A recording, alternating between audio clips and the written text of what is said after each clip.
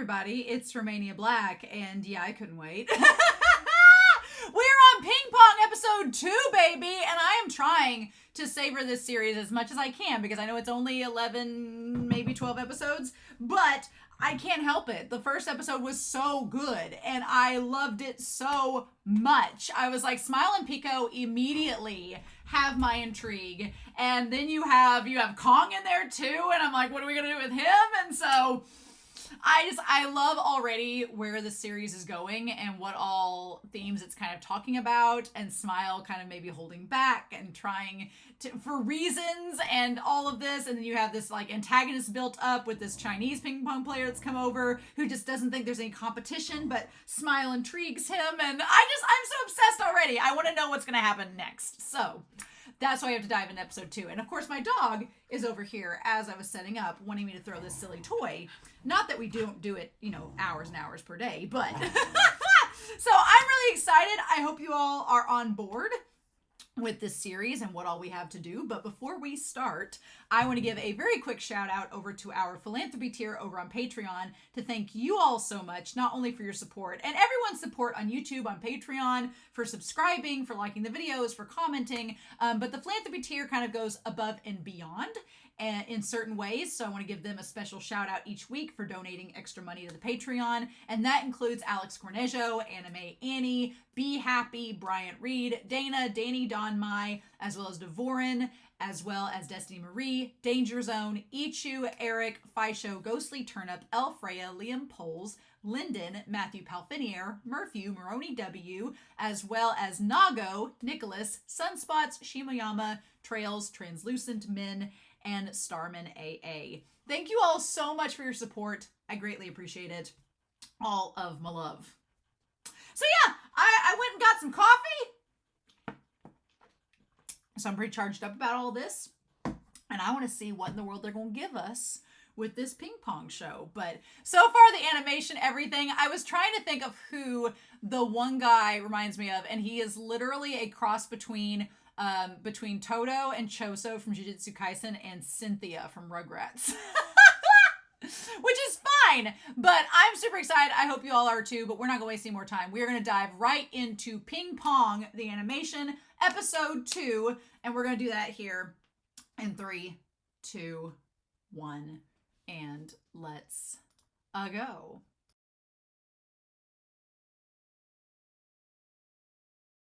Damn, this series so far. There's so much to say about it. Smile is such an interesting protagonist because he, from a coaching perspective, Smile would be such a frustrating player to. I feel Kozumi's. I feel his struggle with Smile because he sees the potential there that. I think Smile knows the potential. I think he's terrified of the implications of that potential. And so I want to kind of break down what we know about Smile so far. And I know I am coming at this from the perspective of 2 episodes in. You all watching know the rest of the series. And so things that I say that you're like, oh, well, actually, this is about Smile and this is his whole thing. The show will tell me that. So we'll find out as we go. But I'm just going to tell you what I am seeing from what we get here. And then as we go, we'll see what the show gives us in response. But so I want to bring up Peco and Smile because both of them, and then the coach, the Peco and Smile, and then obviously the coach, because we'll put him over here and kind of talk about them there. Kong just wants to play a strong player, and Kong clearly has come. It sounds from the last episode like Kong's been demoted. Like he messed up doing something in China. He messed up in his training or in his play or something happened, and his punishment is that he has to come over to Japan to work his way back up. And it sounds like that Kong doesn't feel that he deserves to be there. He's like, why am I forced to come play with these plebeians? And I don't see the point in it. And so he's just trying to find somebody strong to cure his boredom and pass the time and also give him some challenge before he goes back. And he sees that potential with Smile, as does Kazuma, which we meet him in this episode, who looks terrifying. He looks like Ione from Datako in Haikyuu a little bit. But they see the potential in Smile, and I think Smile knows about that potential, but there are reasons he's not wanting to showcase it, and we need to talk about it in this episode. So, of course, I love Peco taking the ping pong ball and splitting it in half and putting it on his eyeballs, being like, I wish I'd never been born. Like, I just hate this. He's like, he skunked me, and I hate it. The whole world's laughing at me. And I think the old lady's like, yeah, which is not true. And he's just over dramatic about it. And she's like, can you leave, Peco? You're being stuffy. You're making it stuffy in here. And then he thinks back to that. So upon his loss, Peco is a sore loser. He's a sore loser. And he's dramatic about it. Of course. And then he makes the statement that he's going to quit. He's going to quit table tennis. But the thing about it is, in that moment, he ends up not being serious. He still plays table tennis with them. He still comes to practice. He still goes. We're going to go back around with that. He's still playing. He's just very dramatic about it in the moment. He's like, I can't see the weaknesses that Kong has. So yeah, we have Yutaka Hoshino, which is Peco. And they call him Hoshino a lot in this episode, which can be a little bit confusing. But yeah, so then we have Kong. Every time I see Kong, he looks like a mixture of Seto Kaiba from Yu-Gi-Oh! And Gary Oak from Pokemon. I love how Kong is drawn. He's so endearingly charming in like the slimiest of ways. I don't know. I love me a dramatic diva antagonist. And so Kong is instantly like, I'm on board with him already. I absolutely love how just over the top he is. And he's like, you guys are distracting me as I'm practicing. Which honestly, I'm like, you should let them, because if you're getting this worked up because they're standing there, then that's probably a problem with you as a player, and you need to practice with those distractions. I always talk about how when we do practice for forensics, it's public speaking, so you would think you're like, oh, well, what kind of training would you have to do? And the thing about it is, when you practice, it's like, what if you're in the middle of your speech and somebody walks into your room on accident? Or what if somebody like knocks something off their table? Or what if somebody's being a bad audience member and trying to throw you off by making faces at you? Or what if somebody in the room next over is yelling in their performance and you have to hear that and talk over it? Like, there are a lot of things that can be distractions as you give a speech. And so one of the things that I tell them is like, you need to practice giving that speech in environments where there's noise and environments where there are distractions, so that you can work through them, know what to do, and adjust. Right? And if you can't adjust, then that's a problem, because you can't make everything perfect. There's always going to be a chance that something goes against the grain. And so for Kong to say that he can't focus, I'm like, come on, Diva, you need to, if you're as good as you say you are, you need to be able to play without having to worry about those distractions. But Kong thinks that Smile is part of that table tennis team. And he gets frustrated when he realizes that no, that isn't the case. So anyway, I just love the way that he looks when he looks over at the kid being like, you're not the one I played, son of a bitch. Like, I love the expression that he makes. It's so good. He's like, where is he?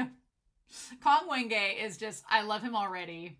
So, okay, the little arrow pointing at the locker with the broom put over it so that it blocks it out. Now, this is all metaphorical, because it seems metaphorical.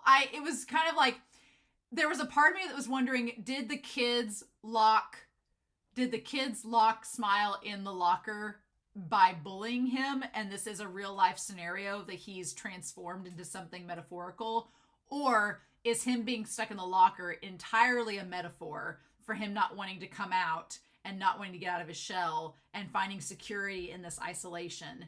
Because there's no way that Smile could put the broom in himself once he's inside the locker. So either the kids bullied him and put him in there, or it's a metaphor and it's all in his head. But the arrow pointing to the locker made me instantly think of Revolutionary Girl Utena. They may be influenced by the same thing, which is hilarious to me. But I was like, oh my goodness.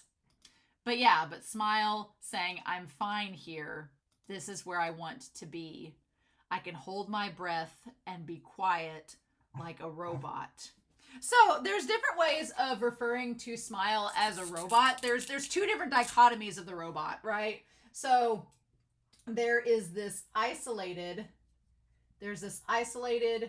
quiet, unemotional and kind of solitary robot, right? That he wants to kind of keep himself closed off and not reference his humanity, right? Is essentially because with humanity comes suffering and weakness, and he doesn't want to do that. So there's that version, but then there's the Enter the Hero version of the robot, right? So there's two different kinds of robot in this. He's like, if I could just stay here and be isolated, then I can't be hurt if I'm in here. And he's like, so leave me alone. But there is this robot says, you're wrong, Smile. Blood tastes like iron. There's this other robot, the Enter the Hero robot. There's actually 3 robots in this so far. So there's this one that's in the locker. That's the closed off, the locker that's sealed up. Then there's the one that's like, no. It's like, your blood is like iron. It's like you're viewing the robot in the wrong way. You think that you want to be this robot because it's disconnected from humanity, but they're like, no, your blood tastes like iron, which brings you to the robot. And you see the robot fighting Godzilla and fighting the monsters. Hot blood flows through your body. And then we see the robot doing the pose. And little kid Smile is like enamored and says, come on. And you see the blood coursing through the veins of Smile. And you see the thing inside churning and moving. And it looks like Icarus and says, go. And brings him up. When you're in a pinch, say it thrice. Enter the hero, enter the hero, enter the hero. And do that and I'll be there. This version of you, this different robot, right? But that's all seemed like something he did as a kid. So it's basically like, if you do that, then it's a sign that you can be courageous and strong like the hero robot, which we'll do. The hero robot is the one that has wings, right? So there's robot Smile that wants to disassociate from everything. Then there's the hero robot that's invincible and that says, if you're ever in a pinch, call on me and I'll help protect you and defend you. And then there's the other robot, which we'll talk about later on in this episode. But yeah, so we're back at the beginning doing the repetition where everybody sends Smile to go find Peco, being like, come on, you should go find him. And then that's when the coach says, you know what? No, don't go to Hoshino anymore. In fact, don't practice with Hoshino. And Smile's like, well, why not? And he says, well, you hold back. And Smile says he doesn't. And the coach is like, you don't even know that you're doing it. And he's like, you need to train with me starting at 5 every morning from here on in. So the coach says that Smile is holding back. He's holding back against Peco. He wants him to change his diet and refine his training to basically draw out Smile's potential. And the thing about it is, you could say that the coach is being really harsh and very like forward and overbearing, but from what we've seen of Smile so far, if he just came out and been like, hey, you know, would you like to come train with me at 5 in the morning? Smile would be like, no. Do you want to like change your menu? No. Do you want to do this? No. Like Smile would instantly turn him down. So the coach is like, fine, I'm going to tough love it and just throw this all on you, but I know you're not going to quit because you like this enough that you're going to stick with it. Or there's another reason. He's like, we're going to overcome your lack of appetite to win by the time the Inter-High comes around. And we'll get sports spirited. And he says that's his proposal, but Smile's like, well, I'm not doing that. I'm not going to come see you. And he's like, fine, I'll be up waiting for you. He's like, I always see things through. And he's like, I hope you enjoy your many years of happiness together. The OP is such a bop. I freaking love the OP so much. So we go back to the training, like the little training hall where it's the old lady and Peco and Smile. And I love Peco saying, you know, this semi-carbonated stuff. The soda's not like it used to be. It's not the same anymore. And he says, well, you know, they probably made you take laps because I was, you know, playing hooky. Every time I skip practice, they harass you, huh? And he's like, I'm giving up table tennis. And Smile is like, okay. Which made me wonder in the moment, the fact, there was a couple reasons why I was like, why didn't Smile react more in that moment? And when we see Peco show back up later on, one thing I was wondering is, has Peco been like this before? Every time Peco has like a low point, does he be like, oh, I'm going to walk away and quit? And then he ends up coming back. He was just being dramatic. Or Is it because since the coach said that Smile can't practice with Peco anymore, Smile's like, okay, well, if you don't show up to practice, then I guess it's not going to be a big deal, and that way you won't be sad when you're told that I can't practice with you anymore. There's that, too. And we don't exactly know.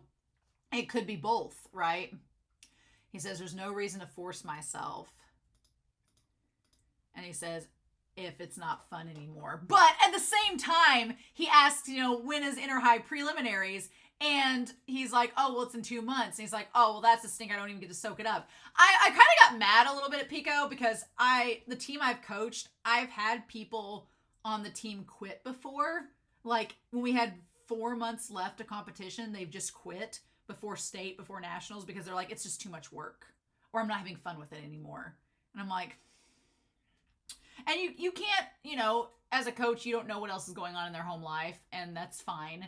But it just always feels like when somebody says they're quitting, it just, unless, like, there's been a couple people quit before for mental health reasons, and when it's that case, I'm like, no, absolutely. If you've got something going on at home, or you've got a mental health crisis, or you've got to take care of you, that's fine. That is fair. But when people quit because it's just too much work, or it's too hard, and it's not that they can't do the work, they just don't want to put in the work. And the coaches and I, we've talked about before, I'm like, it kind of just feels like a waste of our time because we invest so much into them. And it's like, it's not that we want, and you know what, winning is one thing, but it's like, we know the joy of seeing someone grow as a person and be the best that they can be of themselves. And when you see someone with potential just give up because they don't want to work hard, it's kind of frustrating because I've been in that scenario where I've been on those teams and I have put in the work and I've seen the results of that work and I know what it feels like. So when you watch someone walk away, not because it's necessarily harmful to them, but because they just don't want to do it, it's so frustrating. And you're like, that's such a waste, right? And so I kind of get where the coach is coming from because he sees that potential in Smile. And he's like, I know you kind of want it because you keep coming back here, but like, why don't you go to the next level? What's the reason for that? Why are you still here if you're not going to put in that work to reach your full potential? Because then, yes, Peco, he wants to quit table tennis in that one breath, but then he's still latching onto it. He's just being a sore loser, right? And I was like, okay. And so that's when he says, well, that doesn't even give me time to sulk. And that's when Smile's like, well, I'm just going to go ahead and play. So for the next 4 days, the coach is like, I've been doing all of this on my own. He's like, why aren't you coming in the morning? And Smile's like, because I don't want to. And he's like, well, a coach's job doesn't exist without athletes to coach, which he has other athletes he could coach, but he thinks there's so much potential in Smile. And Smile's like, I wish you'd just leave me alone. He's like, I just want you to think seriously about table tennis. And he's like, well, but why? And he's like, what good? What good will high school English lessons ever do? So basically, he's an English teacher. And Koizumi is an English teacher. And then he's also the sponsor of the table tennis team, which is hilarious. I love that he's sitting there correcting their English and everybody else in the class is like, sir, can you pay attention to the rest of the class? I love it. Meanwhile, Peco's over here drawing an anime girl that's naked with her boobs out. Oh, Peco. And it says no on it. Oh my God. What a bunch of guys. What a bunch of kids. And then he says, table tennis and learning English vocabulary are just ways to pass the time until I die. But the thing about it is, it's like, I guess the English lessons, that all makes sense. But I'm like, Smile, you could find any number of things to help you pass the time. But there's clearly a reason that you're playing table tennis. And there's a reason why you stick with it. You just don't want to vocalize it. So then Peco asks, which of these two are preferable, peanuts or caramel? I would say caramel too, but I do like peanuts. And so he's like, the convenience store in my neighborhood only sells the peanut kind, and I hate them. So then I love that the coach comes in with the bento box, and he's like, no hamburgers for you. You get this nice, which granted, if my coach had maybe a bento box like that, I'd have been all for it. He's like, no, Smile is such an interesting protagonist because Smile is he's so cold and doesn't have a lot of drive right now, but it's fun to watch the coach kind of press his buttons and be like, come on, I'm gonna push you forward. And he's like, spring has sprung for this old man. I finally have a kid that's worth prodding. Joe Koziumi, 72 years old, Virgo. I love it. He's such a Virgo. One of my good friends is a Virgo, and detail-oriented, stubborn. You're going to do what they're going to say. And then he gets the love letter. He's like, let's listen. Let's aim for the top together. Sincerely yours. Oh. And so there's basically 3 reps of 20 pull-ups, 2-handed curls, 2-handed presses, full squats, and shift ups. Oh my God, let's do these every morning. And I love the smile. I was like, no. Instantly walks away. And he doesn't understand why the coach is getting on to him. He's like, why are you getting on to me more than anyone else? And he's like, because you have potential. He's like, why do I get a different practice than everyone else? Because he's like, because you're different. And I get that. Like, if you see someone, it's one of those scenarios, like if you're a teacher in school and there's a kid that's gifted, then you don't necessarily want to give them the same assignments as everybody else. It's like when I was in school, I was really good at English and reading. Those were my 2 strong points. Math, not so much. But with English and reading, my English teacher in grade school gave me a different reading level than everyone. It was like, you're going to read Agatha Christie books instead of Goosebumps. And I was like, what? Why? And they're like, well, you can read Goosebumps on your own time at home, but your reading level's high enough, you need to read these instead. And my teacher was doing it because they knew I could keep going and get better and better. And as a kid, I was kind of begrudging about it. I was like, I want to read Goosebumps. I'll do them. But now that I'm older, I can see what my teacher was trying to do and what they were trying to foster in me. And in the end, it was for the better. Like when you have a student that has potential, you want to keep encouraging them to set new goals and reach new heights. And you don't want to hold them back or stifle that creativity or stifle that growth. And that's what this coach is doing for Smile. He's like, you have all this potential. I'm not going to stick you in a situation where you're just being limited, right? And so Peco's in a lot better mood today. And he talks about seeing Mount Fuji and everything. They get the little squid crackers. And Smile talks about how he's so introverted and interacting with people exhausts him. And he's like, table tennis is getting more complex and less simple. And I thought I was just doing this for fun. He's like, I just want to do table tennis for fun. And Peco's like, well, yeah, but the coach is right on the money with training you. And he's like, well, that's not it. I just want to have fun with table tennis. And as long as I'm having fun, I'm satisfied. But then he says the real matter of it, right? He says that he just wants to have fun with table tennis. But then underneath that is the real thing where he's like, I don't want to sacrifice. He's like, I don't want to sacrifice or, more to the point, drag anyone down to win. Because we saw with episode 1, the one character the one that looks like Cynthia from Rugrats, he was getting frustrated because Smile was good and having all of this extra training and he wasn't like, and he was a starter. And Smile's like, I don't want to make people mad by, and take away something that they enjoy to do. He's like, Smile reminds me a bit of like Ray from March Comes Into Like a Lion, where he doesn't know if he really likes ping pong. He's just he does it because it's fun and he enjoys it, but he doesn't know if he's like really, if it's like something he's serious about. And he's like, I know there are people who are really serious about this event and I don't want to take that away from them when I'm just kind of like half-hearted into it. Right? He's like, I don't want to go into it being half-hearted and take away from someone that's really passionate about it. And so then we get Kazuma showing up.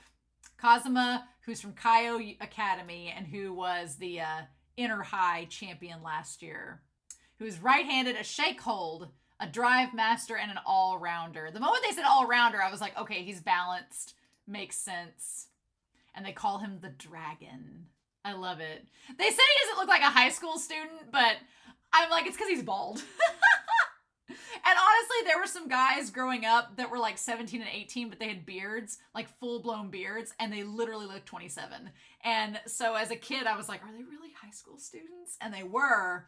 And so now, looking back, I'm like, no, they exist. So he also placed 4th in the World Juniors. And I love the scene where he's walking with the coach. And he's like, these students here, they're not who you want to see. Let's take a walk outside. The walk that they take, the two of them in silence, going through the shadows, working their way around the school, having talks about Smile. Cosmo said he saw Smile in the middle school tournament, and even though he lost, he had a lot of potential, and you could see what all he had to give. Now, he says that the one guy that beat him in the middle school tournament is now on their team, which makes me feel like they're going to have a rematch, maybe, in the future. But he's like, yeah, he's like, even though we've got the one that beat him on our team, he's like, I kind of want to see Smile play again. He's like, and then he talks about some different things. He's like, what do they say with their team? He goes, the fastest possible speed of human reaction is 0.1 seconds. And approaching as close as possible to that limit is what table tennis strives for, which makes sense. He says, those are the words of our director. So Cosmo's team is like, we want to get as close to humanly possible with the fastest reflexes possible. That's our goal.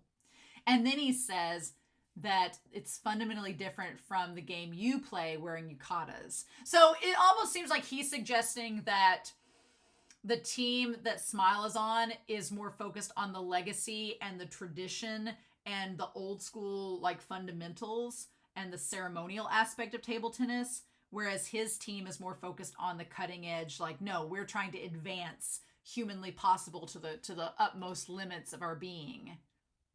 And then he says that Smile doesn't deserve to be. He basically came to say that Smile should have gone to Shiratorizawa. That is literally what he came to say. It's a very Ushijima move. He like goes to Oikawa being like, you know, Tsukimoto is not suited for this school. He should have come to Shiratorizawa where he could play for us. And the coach is like, yeah. Is basically what it amounts to. He's a diamond in the rough. And he says, what are the odds that our boy can beat you by preliminaries? And he's like, none. Which I love it. I love that Cosmo's like, there's no way your kid's beating us. And I'm like, challenge accepted. So then we go back to Peco. And Peco has changed his tune. He has gone from wanting to quit table tennis entirely to wanting to be the best in the world. Which, those extremes, best in the world. But there is a lot of immaturity with Peco, interestingly enough, because he's like, I want to be the best in the world. I want to be the world champion.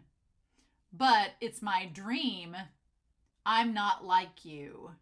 And he's like, yeah. He's like, it's simple for me. Which is funny that Peco says that, because I'm like, do you know really what Smile wants, or are you just basing that off what you think? And he's like, it's simple for me. No matter what it means to everyone else, I can't get any joy from losing. He says that. He says he wants to be the best in the world, and to do that, you have to win, not lose. But I'm like, Peco, I hate to tell you this, but you're going to have to lose to win.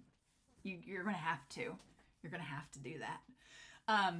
I would say as a coach, we've had some years with teams where we've gone to tournaments that we've won like every tournament we've gone to, but that's just because the competition we're facing is the same and not like up to a crazy high standard. Then you go to a national tournament, and because you've only faced weak teams and you've only had wins and successes, when you do get up against competition and you're not prepared for it and you do lose, it hits hard.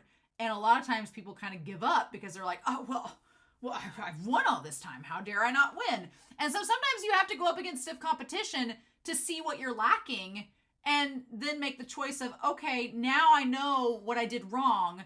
I know what I'm up against. I know what I have to do to keep working. I know what gaps I need to fill to get back to that level and to make myself better. So if you win all the time, you don't grow as a person. If you know nothing but success, you are going to be stagnant. You're not going to advance.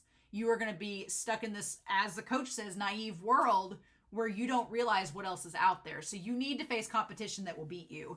And that's what the coach is trying to do with Smile, and what Peco is struggling with. He's like, I simply have to win. And he's like, well, that's pretty cool. And he's like, I'm cheering you on, Peco. And he's like, well, then come to the club tomorrow. It's not real practice if you're not there. And the hawk just coming down and getting there. I was like, what? And it said, beware the hawks. That is insane. I have heard that. I've looked at some Japanese tourist stuff where they're like, don't bring food to this area. The hawks will swoop down, take it. which is crazy. Like, we're going to have another hot summer. So then we have Smile playing the video game, which I hadn't noticed this in the last episode, but as we go to the title card, which is Smile is a Robot, talking about it, you do have to have a lot of hand-eye coordination playing video games. So whether Smile is realizing it or not, he is helping himself by playing those video games. And so, of course, he asks the coach why his training regimen is different. And the coach is like, well, because you are different from others. And he's like, I love when he says, come on, honey. We don't got time to dilly-dally. So they play this game. Now, we don't find out the results of all of this because the coach passes out and then Smile walks away. So it's like, I mean, the coach, if he technically lost, then Smile can do whatever he wants. And he's not going to bother him about it again. But it's like, I want Smile to get that bug and want to keep practicing and getting better, but I don't know what's going to influence that. We'll talk about it here in a little bit. I also love that Peco just shows up with a lollipop, and it seems so out of place, but then when they ask him about it, he's like, I got it at a convenience store. Like, where did you think? Hilarious. He's such a kid. But yeah, but Smile's like, what is the point of this? What goal is he trying to accomplish? And the coach says, it's useful. It's useful for you to be pushed and to grow. And Smile believes that the only thing the coach is pushing for is winning. He thinks that trophies and awards, are they so important to you?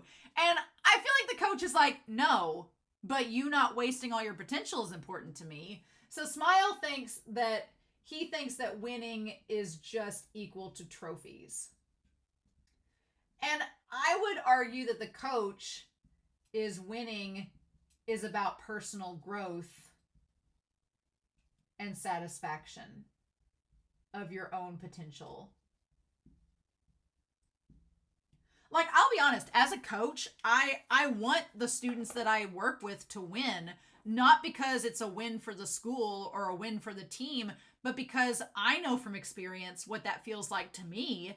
And I know that sense of satisfaction and that sense of gratification and that sense of you've grown so much and you finally achieve that goal, like to know how powerful that feels and the amount of work that you've put into it to see it pay off. Like, I know what that feels like. And so as a coach, I want the people that I help to experience that same feeling because it's so good. And it leads to, you know, you being ambitious and trying other things. So I know what that feels like. And I don't care about the team win or the trophies or whatever. I just want them to do well so that they feel like they've invested their time wisely and that it's paid off.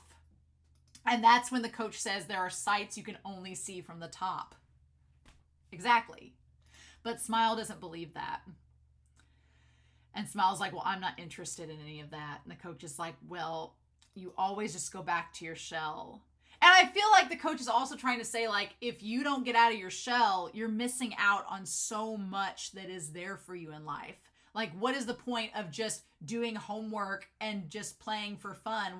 What's the point of just doing humdrum things when there's so much that can lead to other things? Like, you're missing out on so much. And then Smile retorts saying, well, that's just how I live. It's no business of yours. And that's when he makes the bet. He's like, fine. If I win, you get to be my dog. And if I lose, then I'll never bother you again. I love the showdown. And I love how intense Smile can get. And everybody doubts the old man at first. But then they think that he might have it. And then it just goes back down again. I'm like, for this man to be 72 and playing up to Smile's level, and him taunting Smile because he knows how much Smile hates it to try to get a rise out of him. Oh, it's interesting. I love also that his uniform has the butterfly on it. I'm talking about metamorphosis. There are so many good moments of imagery in this match. He's like, you give up too easily, and that purity in you makes you naive. So he basically tells Smile that he's naive, and he gives up too quickly. You don't fight for it. You just give up too quickly. And he's like, I don't know why you don't fight for it. I love the butterfly imagery throughout. And what he talks about is he's like, you cannot fly across an ocean on wings so thin. He's like, you'll never get anywhere with that mentality. And he's like, defeat and failure, loss and sorrow. And he's like, solitude and confusion, suffering and despair. He's like, that's how you, nothingness and depravity is basically what's going to make you grow. I'll show you, Tsukimoto, how naive you are. So yeah, there's a lot with Smile that goes into this idea of self-preservation and the idea that he doesn't want to get out of his shell because it is a form of self-protection. He's like, well, I can't be hurt if I don't go outside. But the coach is saying, well, that's not living. That's just surviving. And that's not what's the point, right? He's like, you're going to have to experience loss and suffering and despair and failure and move forward from it if you're going to, become a better person. And then he talks about the locker being quiet and peaceful. He's like, this is where I want to be if I go outside again.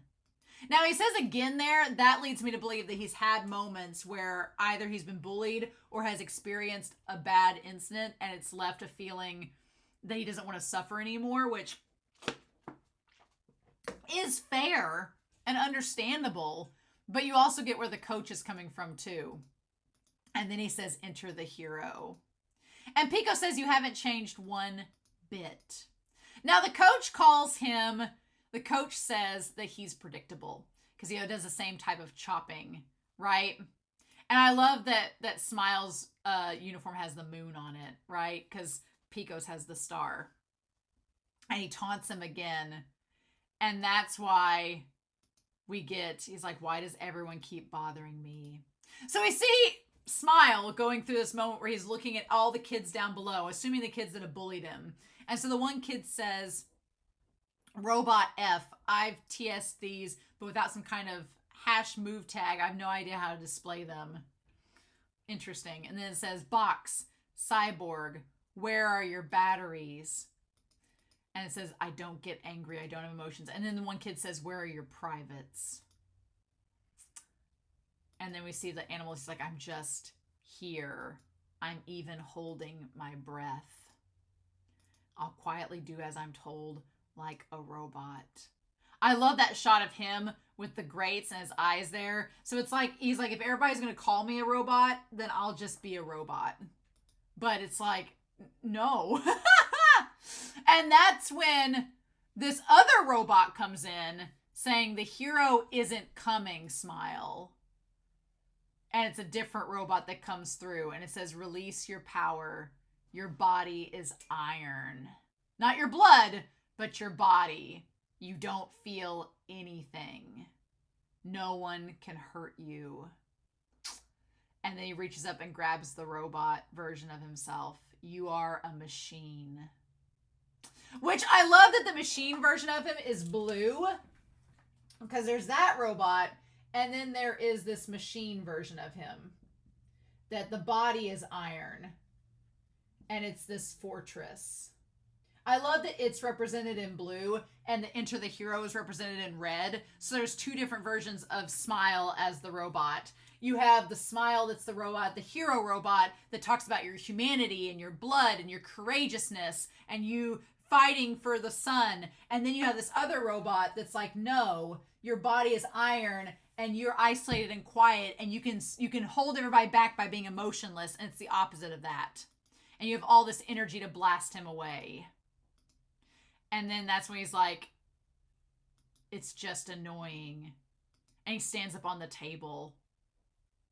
So on the one hand, Smile getting into this robot mode does make him really strong, but it also makes him kind of arrogant. And it also makes him kind of like fight back. But it's not the hero version. It's just the robot version where he closes off everything around him. But he gets strong enough to fend off everybody so that he can retreat into his shell. And Peco seems to be in the middle, like, thinking that, okay, you've surprised me, Smile. When did you learn to play like that? And that's when the old lady's like, what an unfriendly kid. Can't you even say hello to people? And Peco says, well, he doesn't smile.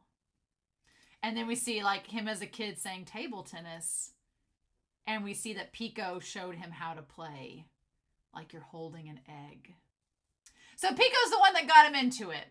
So his best friend Peco is the one that got him into it to begin with, but he's surpassed Peco and gotten better and better. And then Smile throws everything back at the old man. He's like, well, won't you please get up? And the old man had told him, like, the floor's not a bed, get up. And now, like a cold, heartless machine, he tells him, he's like, it's annoying when you take so much time between every rally. He's like, there's no bed down there. Like, he just tosses it back. Oh. He's like, can I have 5 minutes? And they're like, oh, he wants to forfeit. He's like, I'm kidding. I take it back. And he gets up, telling Smile, good job. And they're like, yeah, he doesn't look so good. He's lost his mind. Tsukimoto's heartless. And he keeps playing. He's like, do you understand, Smile? You're not chasing the ball. The ball is chasing you. You will become stronger. You can feel it, can't you? The ball is chasing you. Now show me what you can do. Show me your moves! And then he fires it back, and he's like, I'll catch up. But he's like, that's it. And he keeps falling, and then that's when we hear Smile say, I wonder if I can do it. I wonder if I can get good like Peco. And then we see him as a kid saying, I want to be like Peco. But we know that he's gotten better than Peco. So there's a lot of uncertainty because we find out in this episode that Peco taught Smile how to play table tennis, and Smile's goal was to be as good as Peco, but now we know he not only has the potential, but he's better than Peco. So then, of course, there's that uncertainty and that existential question of, well, then what do I do if I'm better than Peco? So it has a lot left to be desired. But at that point, Smile's like, well, I don't know what to do, but I'm not going to let this coach tell me what to do either. And the coach, meanwhile, is like, he's like, I know that Smile is good. I know he has it in him. I want him to break out of his shell, even if it means I have to piss him off to do it. And then he's like, I'm going ahead, Peco. Bye. He's like, I'm leaving. The one thing out of this episode, though, is that Smile, I'm like, I know that the coach teased you, and I know he said he was going to make you a dog, and I know he pissed you off, but, like, he's an old man that just fell to the ground and hit his head. Maybe make sure he's okay first, but he just leaves. I'm like, oh my God. I'm like, Smile, my dude. But he believes that he's a robot, and robots don't care about other people's feelings or state of being, so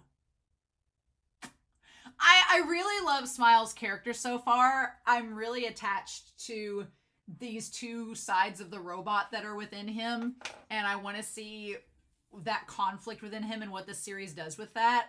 I love the concept that he has all this potential, but he's afraid to pursue it because it almost feels like he feels guilty, because he's like, I only started this because I want to be as good as Peco, and now that I'm surpassing him, I don't know what to feel about that.